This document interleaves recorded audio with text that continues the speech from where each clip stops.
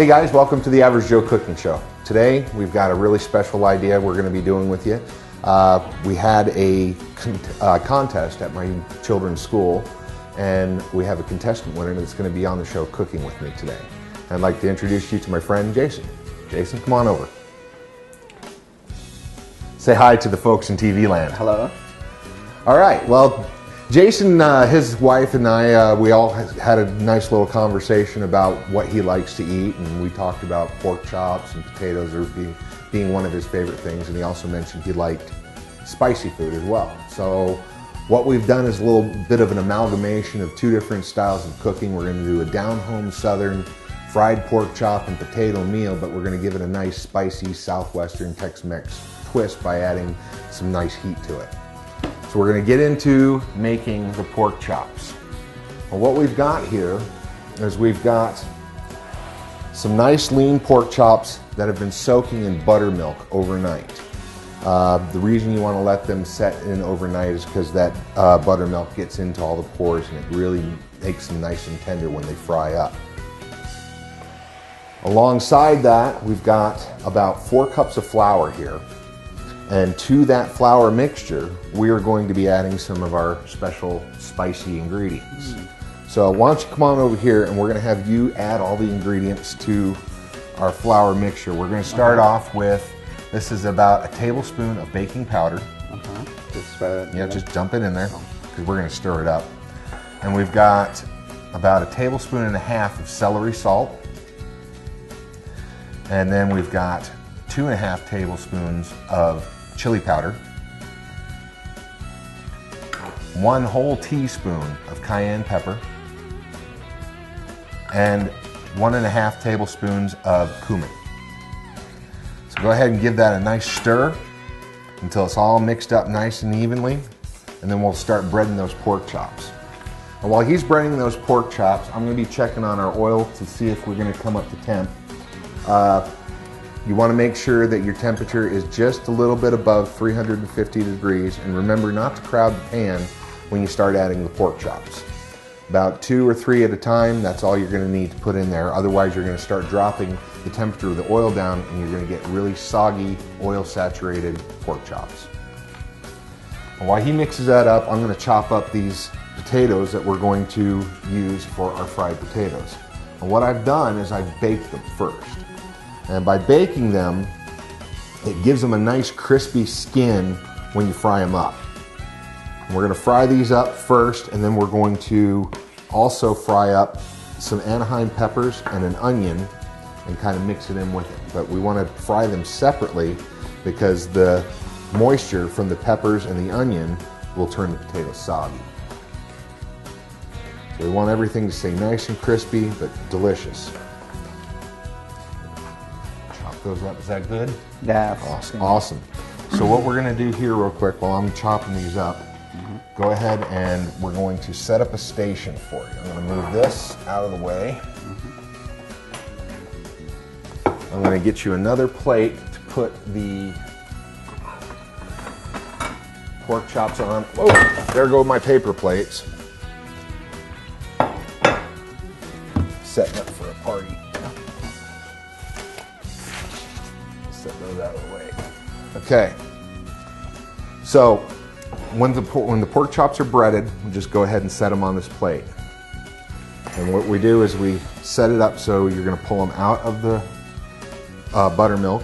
You're going to basically, I'll show you how to do one, and then you can start on the other.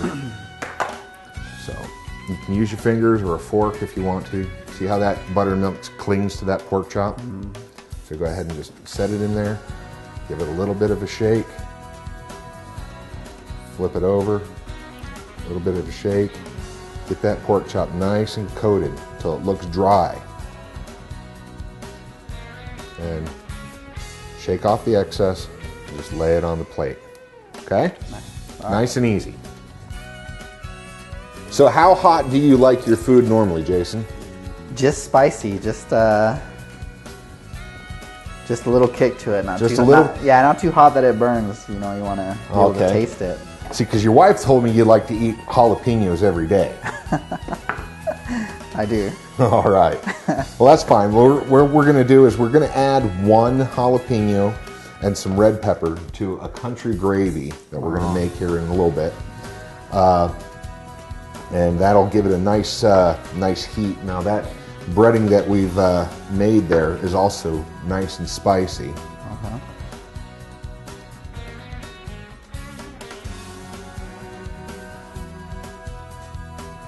If you just want to get at least 4 on that plate and then put some in the flour to just kind of set, they'll be fine. So I'm going to grab the butter. I'm going to put that in the pan and start the heat on that. Now about 2.5 tablespoons of butter and about 2 tablespoons of olive oil. Together, that's what you're going to cook your potatoes in. And once that melts together, that'll be nice because you'll also get that nice buttery flavor with the potatoes. So these also make great breakfast potatoes. That's what I call them, actually. If you ever bake potatoes and you have a few left, just stick them in the fridge overnight and then just chop them up and fry them up in the morning with your eggs, bacon. It's delicious. So let me go ahead and explain to you guys why Jason exactly is here helping me. Every year at my children's school, we have a spaghetti dinner fundraiser for our school because it's a charter school. And this year we decided to auction me off. And the kind people at my son's school put this together. And so what we did is the people that did the silent bidding and whoever bid the highest got to come on The Average Joe and cook a meal with me. And that's why Jason's here. Aren't you excited? Yes. Is it everything you thought it would be? I watch his show all the time and he's an amazing cook. I'm glad I'm here. Well, you're saying that now. Wait till you taste the food. Then you'll be worshiping me. Just kidding. All right. All right, so now we're going to go ahead and we're going to add our potatoes to the butter and the olive oil, and we're going to start frying those up. And I'm going to grab a spatula.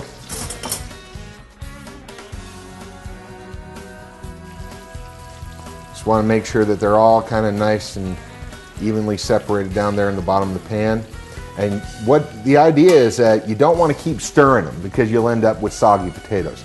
Just let them sit for about 3 or 4 minutes. And then check to see if they start developing a crust. And depending on how crusty you like your potatoes, that'll tell you, okay, if they're light golden brown, you want them a little darker, wait a couple more minutes and then start flipping. So let's move this over here, and you're going to go ahead and chop up some peppers for me. Have you ever chopped up peppers?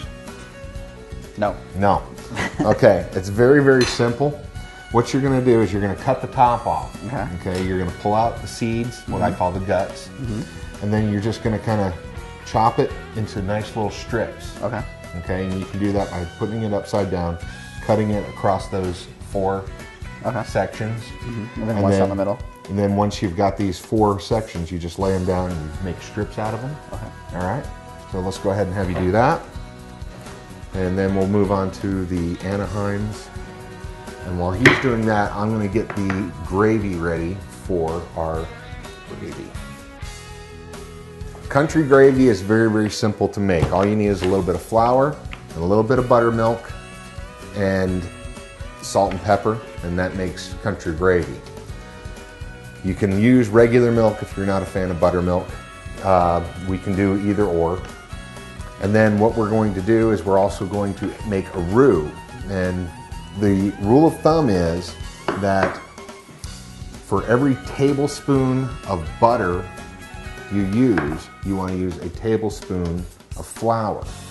And for every tablespoon of flour, you want to use a cup of milk or buttermilk. And that will make a nice thick gravy. How big strips do you want? Just maybe one more, cut those one more in half. Nice and thin. Okay, all right. We want them to complement the potatoes but not overshadow. They're just there for color and prettiness. Oh wait a minute, no, this is the red pepper, sorry. This is going in the gravy, so we want them actually diced. So once you've made strips, you're gonna come back, and you're going to kind of gather them up all together like that, and then you're just going to go across and make nice little dices out of them. Okay. All right. So I need milk, buttermilk,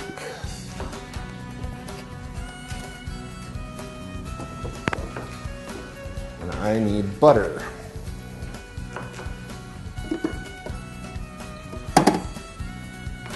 Butter, and I need a knife, and I need a girlfriend. Anyway, I gotta go grab a pot. Not sure how diced. Perfect. That's perfect. Perfect size. Really? And we're gonna do the same thing with the Anaheims. We're gonna dice, or I mean, sorry, the jalapenos. We're gonna dice them up just that size. Okay. All right. And so I'm gonna check our potatoes real quick while he's got that going on. You can bring the camera and you can see how that's starting to give a nice little crust on it. If you want it a little darker, just keep letting it cook for about maybe a couple more minutes, or maybe check it after every minute. So, how dark do you like your potatoes? I like them crispy. You like them nice and crispy. So I we're going do. to go ahead and we're going to let them cook for about another minute, and then we'll start flipping. Is that just butter and olive oil? There's no other just butter and spices or olive oil. Okay. I'll move all this stuff out of the way so people can see what I'm doing.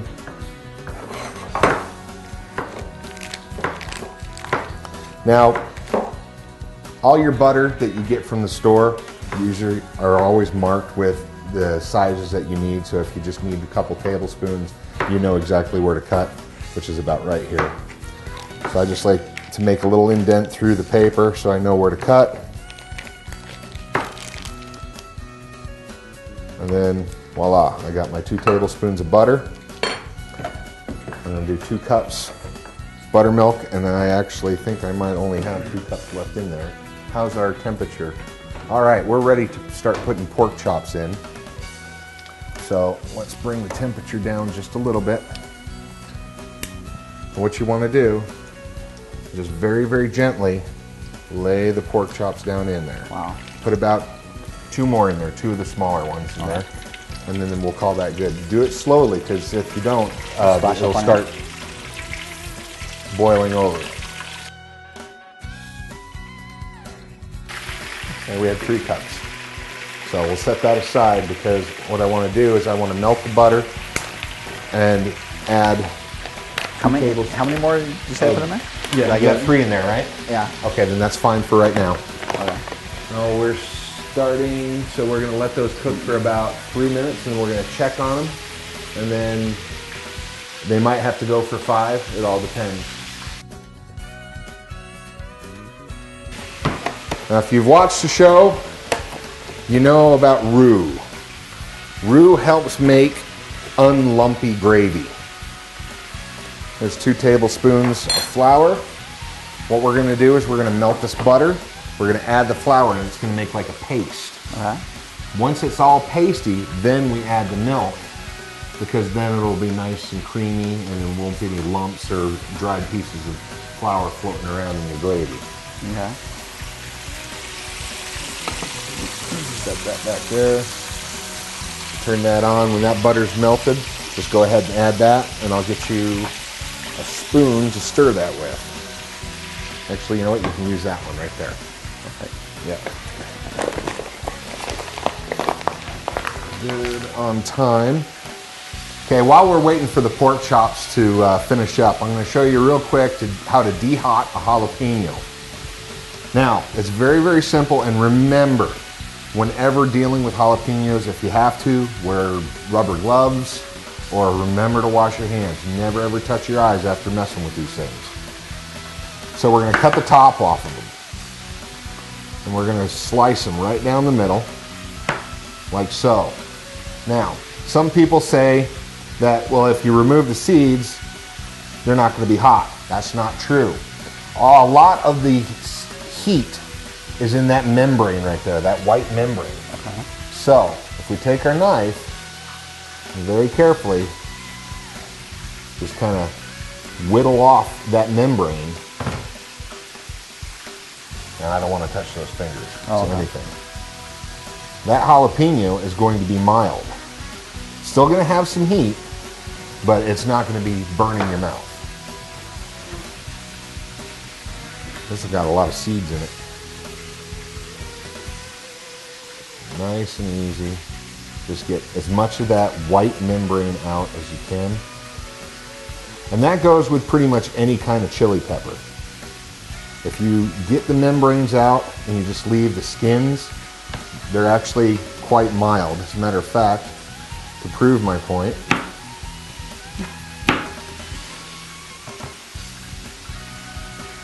here you go, try that. Not as hot as you thought it would be, huh? No, it's not. It's almost like a bell pepper. That's what I was just gonna say.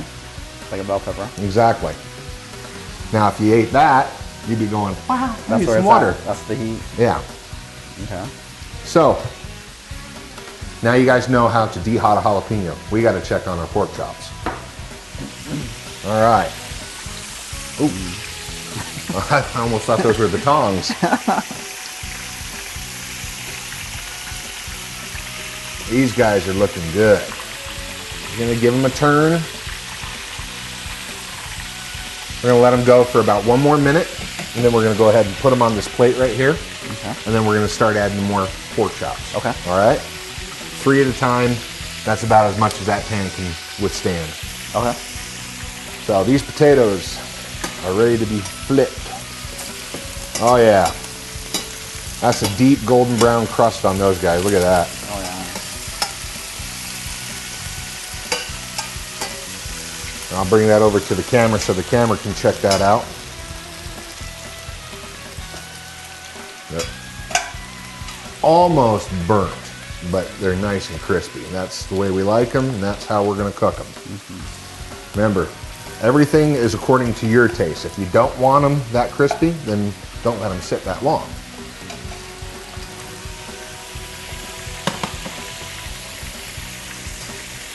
The butter is almost melted for our gravy.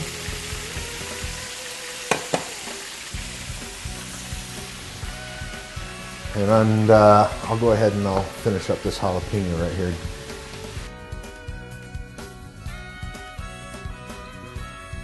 Now, did you happen to notice how much easier that one was to slice? And that's because I turned it upside down and I put the skin to the bottom. Oh. Cutting through the outer skin, that's pretty rough. Okay. It's a tough skin. That's why most people will roast their jalapenos. Yep, and kill them. Yeah, and that's, what do they call that, chipotle? And so they peel, that skin will just fall off and it'll be nice and tender. So, you want to go ahead and do this one? Sure. All right. Those pork chops are ready to come out, so I'm going to go ahead and put them on the plate, and I'll get these other ones in there for you. Let them drip a little bit before you put them on the plate. Get a lot of that excess oil out of them.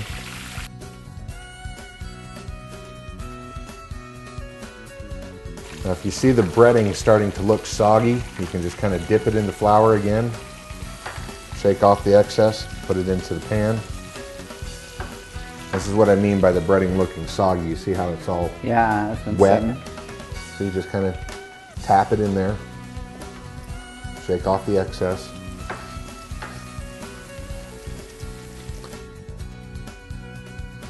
Potatoes are nice and crispy. Turn them around. And we're going to go ahead and put those on the plate. Set them aside.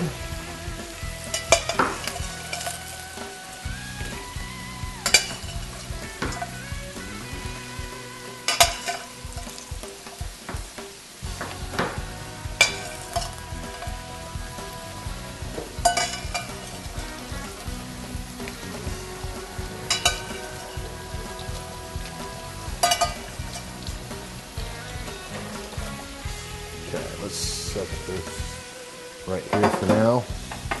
We got to get those onions and the Anaheim's diced up. So let's put these onto there. Did an awesome job, by the way.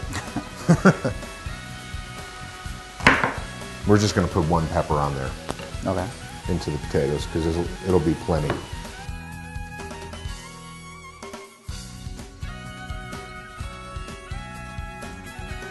If you want to go ahead and cut those into strips, I got to check on that. Okay, we're ready to add our flour.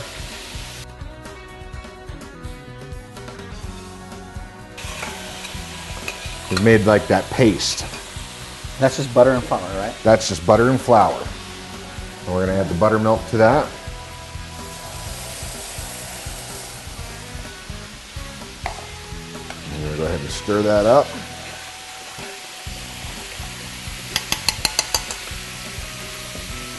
I need the whisk.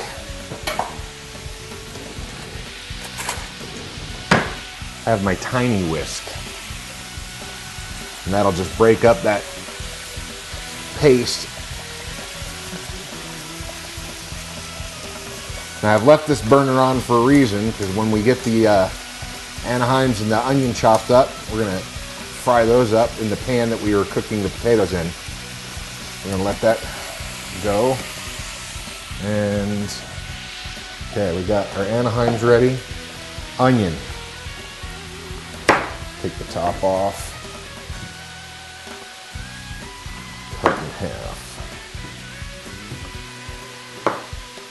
Bottom. I'm just going to do some strips.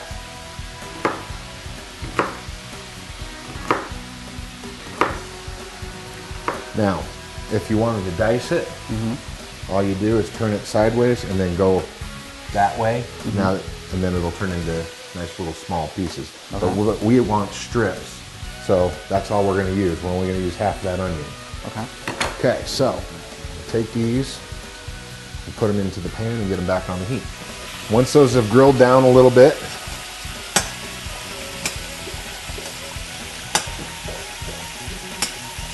and those red peppers and jalapenos, we're ready to add those to the gravy. So if you want to grab those for me. There we go. And we're probably going to use half those red peppers and all of the jalapenos.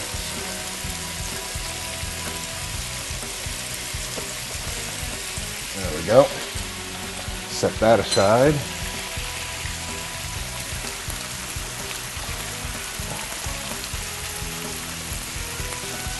When that starts to thicken up, then we will add our salt and pepper to it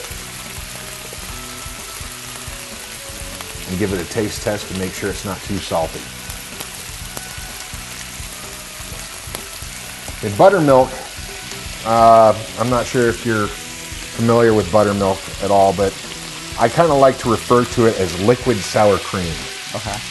It works the same as sour cream. It's got that nice sour cream flavor, but it's in a liquid form instead of the,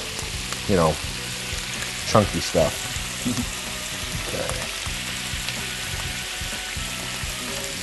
There we go.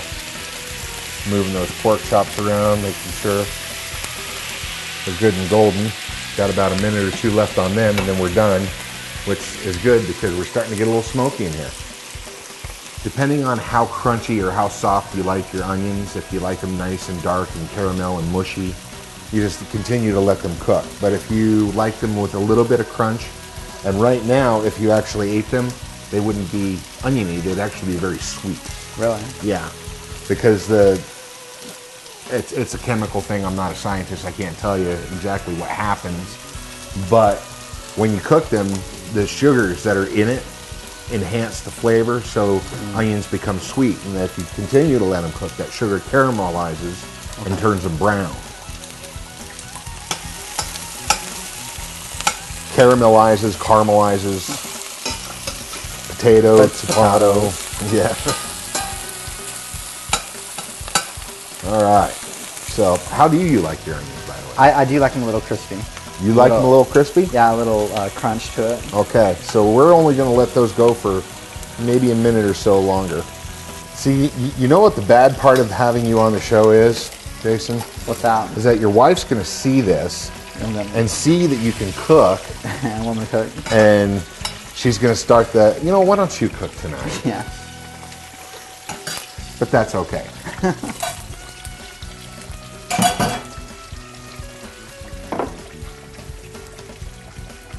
I don't mind cooking. No, it's kind kind of therapeutic in some ways.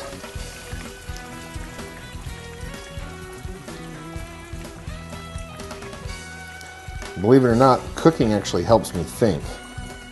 What are you thinking about right now? I'm thinking that this gravy might have boiled a little too long. Uh-oh. But it'll settle. There we go. Should I turn this off right now, or? Yeah, you can go ahead and turn that off. And we'll turn this one off. And we'll give this some salt and pepper. Bring this over so the camera can see what we're doing. My whisk fell in. Got whisked away. Got whisked away. It wouldn't be an average Joe show if something didn't happen. At least I didn't burn any bread. Notice the lack of breads. There we go. I'm just glad I didn't cut my finger. Well, we've had a few of those accidents. Really? Yeah. It happens every now and then. That's one of those things that, like I said, you know, cooking helps me think, but whenever I have a sharp utensil in my hand, I try not to. Not to think? No, I want to watch what I'm doing. Because the second I go, and, you know, if someone's getting a piece of finger for dinner. Yeah. Some finger food. Exactly. All right, so let's get a spoon again.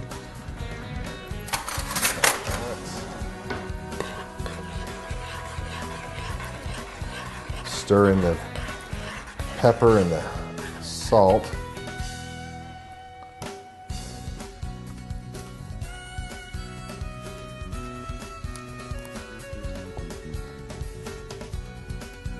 Tangy. It's pretty good. All right, so we'll set that aside. And if you want to grab a spoon, you can try it with it. Spoon right there.